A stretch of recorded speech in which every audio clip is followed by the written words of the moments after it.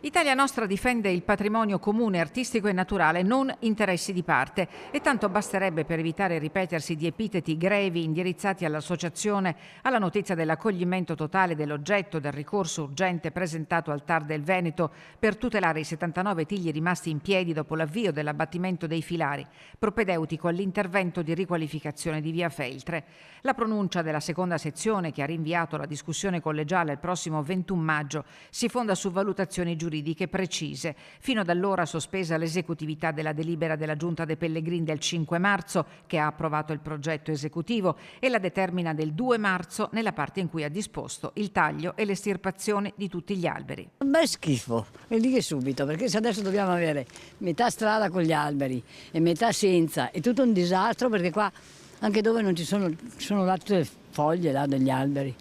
Sì, cioè o fanno tutto o aspettavano prima. Ero contraria al taglio, cioè al taglio fatto così. Abito qua da 65 anni, non hanno mai fatto nulla. Potevano mettersi un po' d'accordo con la popolazione e fare una cosa fatta meglio. Vediamo cosa succede. Una vergogna. Non arrivo a capire, ho capito gli alberi e tutto. Io ero già contraria della pianta, d'accordo, ma dopo dove viviamo? Viviamo a Belluno, in mezzo al verde. Non mi piace. Sono talmente abituata a avere gli alberi, i miei alberi, d'altronde se è da fare i lavori bisogna farli e chiuso. Piuttosto che vedere così è meglio che vadano avanti. In via Feltre abbiamo avvertito che il clima è cambiato per la volontà di taluni di esprimersi sì, ma nell'anonimato. Secondo me le modalità potevano essere gestite in maniera diversa. Mi mantengo sulla moderazione. Io sono a favore chiaramente del taglio degli alberi, della sistemazione della via. Penso che troveranno un accordo.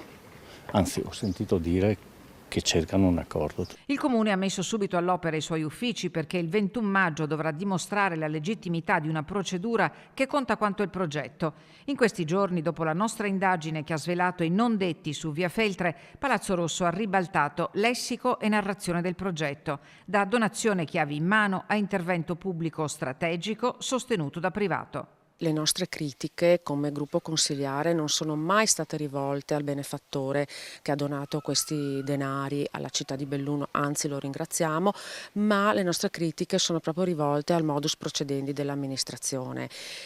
Questa amministrazione pensava di fare il botto con questa opera rispetto alla città e quindi avere molto consenso, e invece si è rivelato un boomerang. Purtroppo l'ascolteria enunciata in campagna elettorale poi in realtà non si è verificata tale in concreto. Come finirà non lo sappiamo, noi speriamo che almeno i filari di alberi che sono ancora in piedi vengano